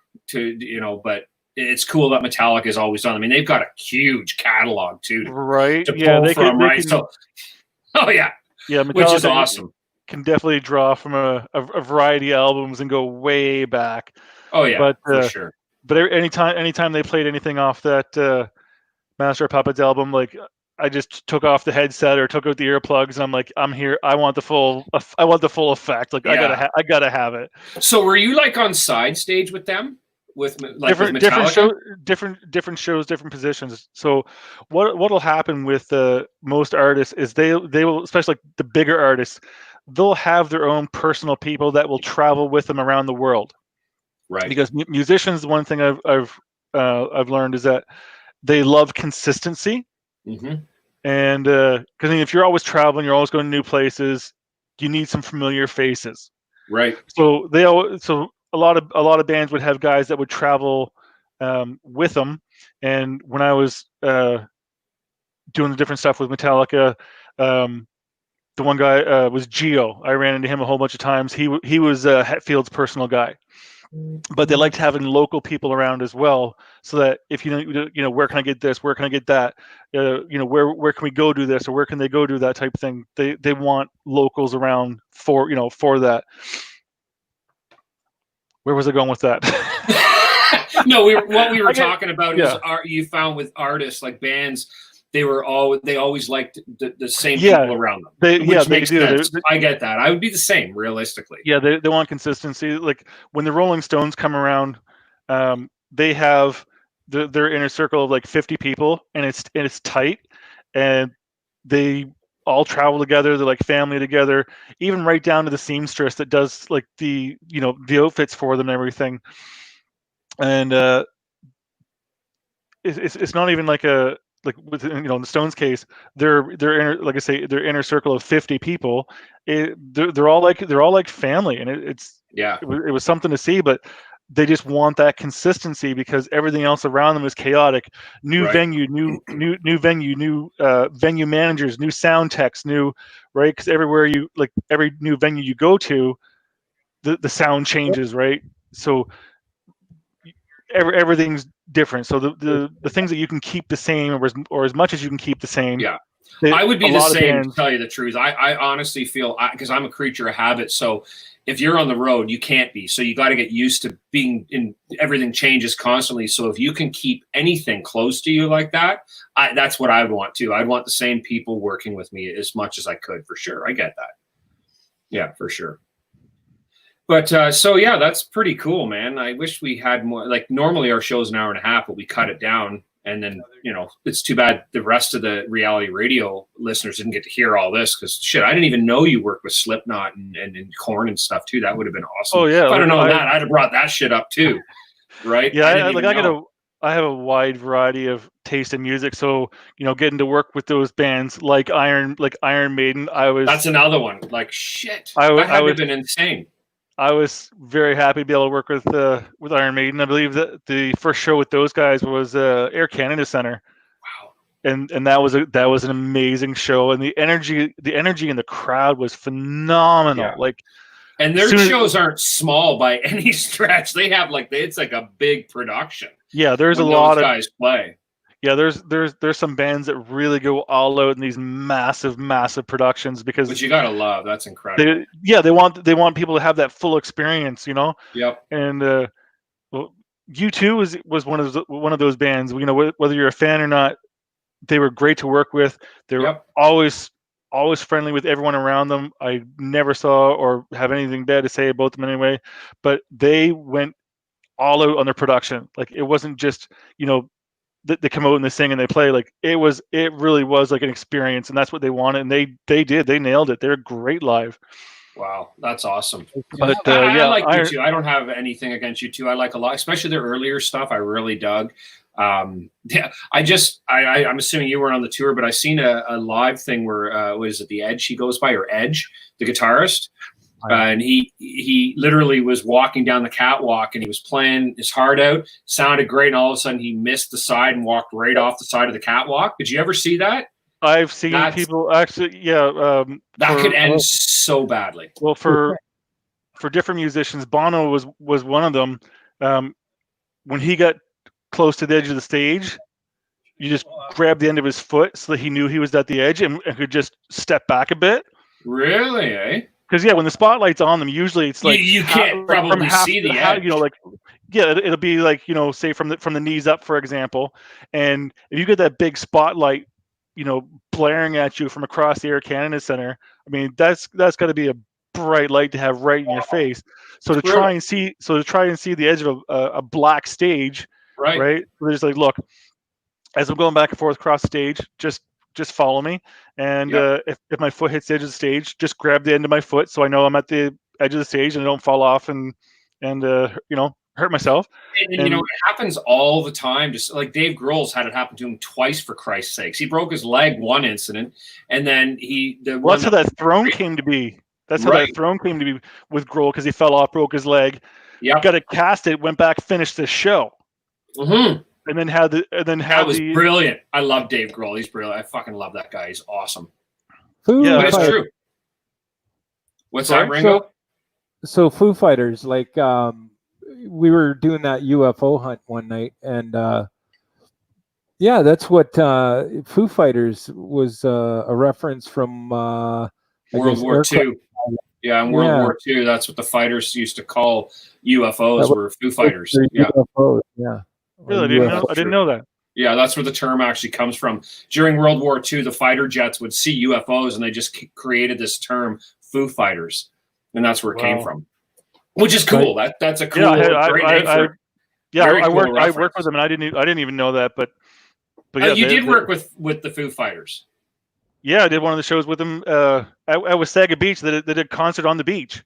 Oh, wow. Cool! That would Wasaga Beach, middle of summer, right? Like the energy, the vibe was just amazing. Like it wasn't even like a concert; it was like a big party. Yeah. Which is how it should be. Realistically, if you're having a concert on the beach, it better be a big party, right? Right. If it's not, you're doing it wrong. Yeah, they came out, and right from start to finish, like high energy, just go, and you know, the interaction with the crowd. Like if you watch their videos with them, you know, in an arena, and they completely interact with the audience. Like, but yeah, it was just like a giant party. It was awesome. And like sometimes I was doing these gigs, I'm like, I can't believe I'm getting paid for this. Right. You know, I'd pay to do this, and but, you know, but I'll take the money for it. I'm not gonna I'm not gonna argue. Well, I know Derek's asking. He just said Nico McBrain he's talking about the drummer of Maiden. So did you get to chat with him? He seems like a really cool cat. I didn't. Okay. He just seems like a really cool cat. Amazing drummer. Fucking guy's brilliant. But he just screwed that up there. So I just thought I'd throw it out to you. But there were some things you'd see, like Dave Grohl. Yeah, he is a wiki musician. You can't take anything from him. 100%. Like from where he came from to where he is now. Like holy crap! Like, and he is a metalhead through and through. That guy too, because I know he did that project. I wish I could remember the name of it right now. And Derek, please, if you know what I'm talking about, he did that metal project where he wrote an entire album of metal songs, but every song was geared towards a specific band. It wasn't like it wasn't a cover that they did, but it was. So what he did is he brought in the singers of each band that he wanted to do and did an album. And I wish to Christ I could remember what the hell the album was called. You'll remember tomorrow morning. No, I won't. I can't remember it ever because my guitar player, Rob, who's good buddies with Derek, was the one that actually told me all about this. And then I kind of researched it, and I wish to hell I could remember what the hell the album was called. But he had some phenomenal old school metalheads, like singers and shit, on this album, and I can't remember what the hell it was called. But yeah, he's like a big time metal guy. Big time. Actually, one of the coolest stories I ever seen Dave Grohl say or talk about was, because he's well known to be very respected backstage, as just one of the nicest cats. Everyone loves him. And somebody asked him one day, where did you get that etiquette from? Like, how did you pick up on that? Just to be such a relaxed dude, just super cool around everyone. And he actually said, there was a time when we opened up, when they first started the Foo Fighters, they came out with their first album, and we got on the same bill with Pantera. And being such a metalhead, he was like, I was just like, oh my God, we're playing with Pantera. This can't be good. Like, loves the band. It's like, we are nothing like Pantera. Are you kidding me? So what happened was they get out and they're singing one of their big songs off their first album, which is nothing like Metal or Pantera or any of that shit. And he gets up there and he's playing his heart out, and he looked out to the front row, and there's Dimebag Darrell and Vinnie Paul of Pantera, word for word, just going along with the song, just partying it up. And he says to this day that he picked up his etiquette from being around Dime and Vinny of Pantera, just how great and awesome they were as people with the bands and just the people. They're loved, right? And that's actually, Dave Grohl says that to this day, which is a great story. And because I've heard so many great things about meeting Dave Grohl and being, him just being such a cool cat. Was that your experience with him, do you find? Yeah, none of the guys, no issues with anybody. It was just, like I say, it was just a big party. The vibe was great. Of course, there's celebrities backstage. There's always almost every show, there's someone in Toronto. You film a lot of movies in Toronto, so there's always someone in town. Always. Right, and with the different recording studios around, like Metalworks in Mississauga and stuff. Yep, great studio. There's always, phenomenal. Yeah. You always have artists around recording as well, in the GTA. So there's always people stopping by, and like I remember, I was sitting there watching. It was at Air Canada Center, watching Nelly Furtado, and Prince. You remember Prince? Oh God, yeah, I've heard the name. Yeah, you ring a bell. It rings a little bit of a bell. Yeah. So Prince comes walking up, and he's just standing there beside me, and he's just sitting there listening to her. And I'm watching him, and he was genuinely really into her. Mm-hmm. And I was like, what do you think? And he's like, she's phenomenal. Like, this girl has star power. He goes, I really enjoy seeing her live. And I'm like, hold it, what? What? Really? And yeah, that's awesome. Like, I mean, everyone has different tastes, obviously, but would I have ever thought that, a guy of his caliber would be a fan of her? Like, yeah. But he was he just sitting there leaning against, leaning against the entryway, and the show's going on, and she's singing, and he's just like, seriously, just right into it. He absolutely loved it. The thing about Prince, a lot of people that may not know, is what a brilliant guitar player that guy was. He was phenomenal. A fucking shredder. Amazing holy guitarist. Fuck. Amazing guitar player. Oh yeah, and he had some really insane guitars that he would play, and really good. I mean, he was another production guy. Like, every show he did was a big production, right? Brilliant artist. He's sadly missed, of course, right? But yeah, that's a cool story, man. That's awesome. I was surprised how small he was. He was a very tiny, like just a tiny dude. He was like, I heard that. Tall, like, that was kind of surprising. But when he decided to sing it and just belt it out, man, like. Yeah, he was a hell of a performer. Yeah, I heard James Hetfield's a pretty tall boy. Is he? Yeah. There were I heard that. There were some people that I met that I was surprised how small they were. There's people I met like how big they were. Like I did a gig with Ted Nugent. We're talking about height. That's a big. Ted Nugent's a big dude. He is. Oh yeah, wow. Nugent's a big dude. I was very surprised. I was like, damn. All right, but shit. It was a good show. It was some arena. It was like way around or past Sudbury. Or I don't remember where it was, but yeah, Nugent did this show, and I was walking, opposite way backstage. I think I was going to the production office, and he was going, wherever he was going. And I just like, holy shit! What year was that? I'm trying to remember. That might have been 2001, 2002, maybe. It was early 2000s. So was it a Nugent show or Damn Yankees? It was Nugent. Yeah. Wow. Now, did you spend any time with Nugent?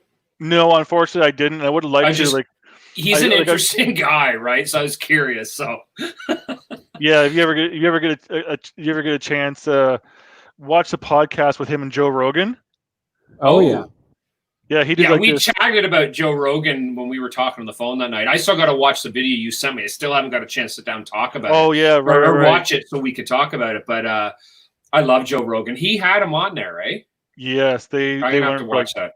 They went for like 2.5 hours or something, but it was super long. I love it. It was really cool. Like Nugent's the hunter, right? And so I would have talked to him about that, but I didn't have a chance at that particular time. I was traveling with different people, and as soon as the show came down, and we got him where we needed to go, that was it. Like headed back towards Toronto way, right? Yeah. Wow.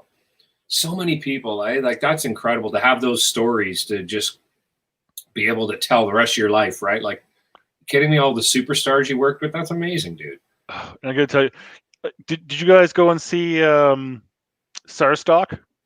No, I remember it very well, but I didn't get to go to it. That was a huge deal. That was with AC/DC, and they had Justin Timberlake, and who else was on that? Did you work that show? Yeah, that was a 22-hour day for me. Oh. I was there long. I was there basically when the sun was coming up, and I was there long after that sun went down. Like, yep, it was funny because when they opened up the gates, because first it was Downsview Military Base, and it's a big area, and all of a sudden this wave of people that like.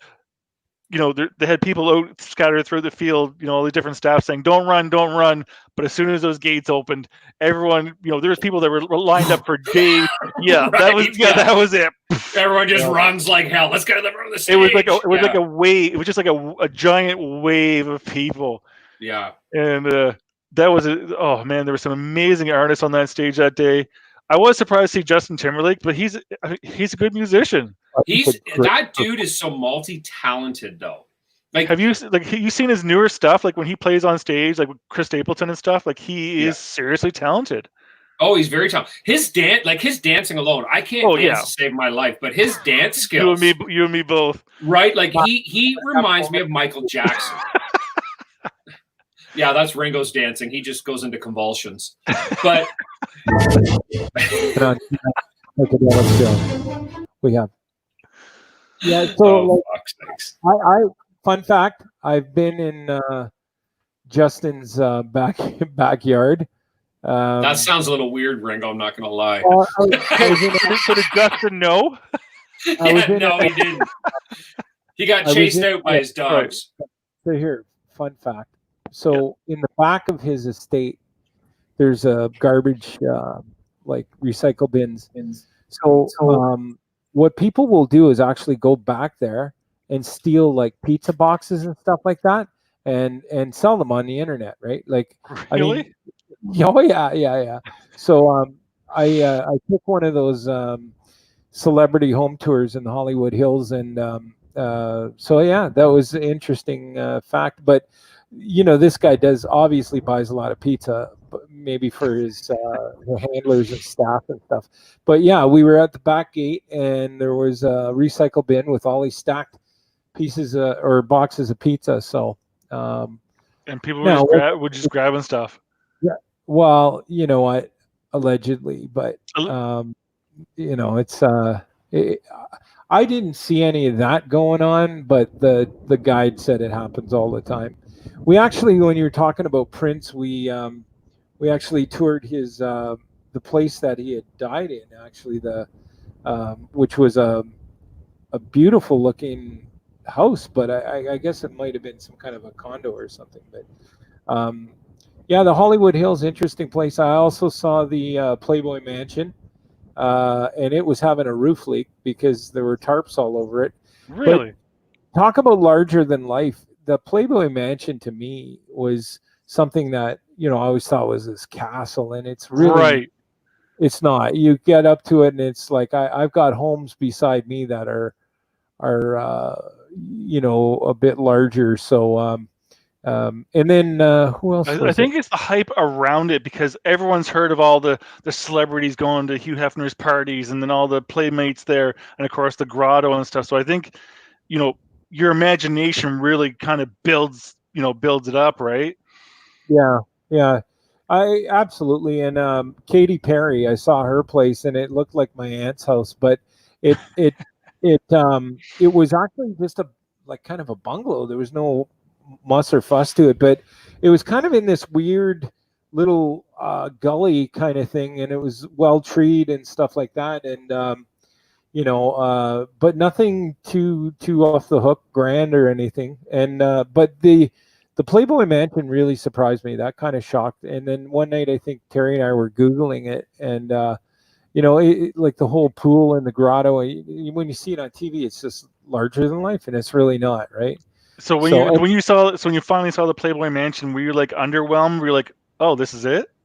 well, I was invited to the mansion one time with some friends of ours, and it was we were all going to fly out there, and but they opened it up to invitation, I guess, right? Yeah. So anyway, that ended up not happening because these are high flyers, right? And the cost of going and the timing and everything else was, it would have cost thousands of dollars to keep up with this batch of friends. But the timing of it just not a good time. But I was like, wow, the grotto, I gotta go. Like this would be like a one Right. lifetime, kind of once in a lifetime experience. But when I got there, it was like a Debbie Downer, right? It was like, wow, this is not a to me it wasn't a mansion, right? And it was for sale at that time. It was just, I guess, I can't remember if it had been purchased, but they were doing tons of reno, and there were these big blue tarps across the roof, which kind of suggested maybe they had leaks or something, or they were working on different areas. So Yeah, because I'd heard that Hef was, when he was selling it, part of the sale was that he got to live on the property still. yeah, absolutely. And it sold for a lot less than I would have thought it would. But I mean, you're buying the mansion, you're buying a piece of history. And Right. then you got Hef there, which he's passed on. But fun fact there too. I mean, you just don't know. I'm getting noise here. Yeah, You I heard just that don't- too. I heard that Yeah. too. Why is that?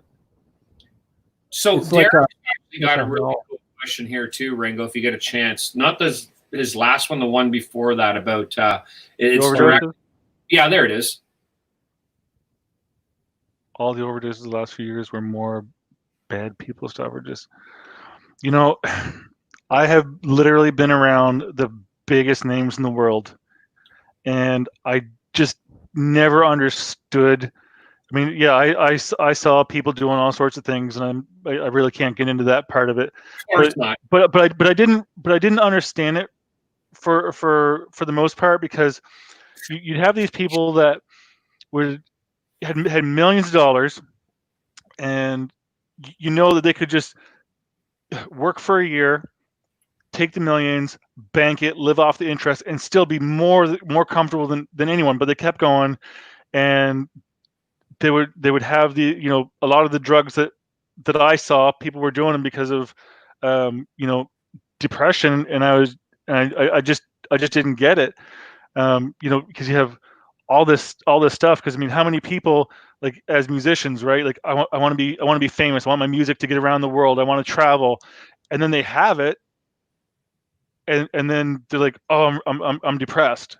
I just I didn't. I mean, I saw it. I just didn't understand it. Conspiracy theories. I mean, some have turned out to be true over the years, and some haven't. I mean, we're never going to know for some things, right? Well, there's stuff right now I'm noticing, like when we were chatting about Chester Bennington earlier, and so we lost Chester, and then before that we lost. Sorry, it slipped my net. From fuck was his name? Yeah, there was that one year we just lost a ton of celebrities. It was just like every time you turn around. What's his name? Singer Soundgarden. Oh my God, I love him. His name's Chris Cornell. Yes, Chris Cornell. There we go. Yes. Conspiracy theory around those guys now. I don't know if that's what Derek's actually talking about, but there is conspiracy around them now that they did not commit suicide. It was actually, yeah, they were murdered because of they were apparently. You keep hearing about this. I keep hearing about it anyways. In regards to the pedophile ring in Hollywood and through all that stuff. Apparently they knew some stuff about that. So that is a conspiracy, a legit conspiracy that is out right now. I don't know how much of that I would get into as far as belief goes. I don't know enough about it. All as I know is we lost two brilliant artists, literally one, and they were very close friends too. So well, unless I'm mistaken, the only one left out of the whole big grunge era is Eddie Vedder. Yeah, Pearl Jam. I think I don't even know if they're all original members. I'm not sure. I never researched. I couldn't tell you either. Johnny, any idea? Are you a big Pearl Jam guy? Not. I wouldn't say no. I like. Yeah, I mean, I like Pearl Jam. I'm not like a diehard or anything. No, I just couldn't tell you if they were all original members or not. I was just thinking that like as far as I can think of. Eddie Vedder has to be the last of that grunge generation, right? Like, yeah, pretty much. Yeah. I mean, I know like Alice in Chains is still around and they are still playing, but we lost such a brilliant vocalist. Although I will say this, they did, when he died, they did replace him with somebody that totally fit what they were doing.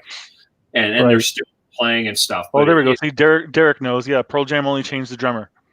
Oh, good call, Derek. Derek knows his shit. He's a great drummer himself. Plays in a great band. Yeah, brilliant mind, that Derek. So, guys, we're gonna have to wrap it up.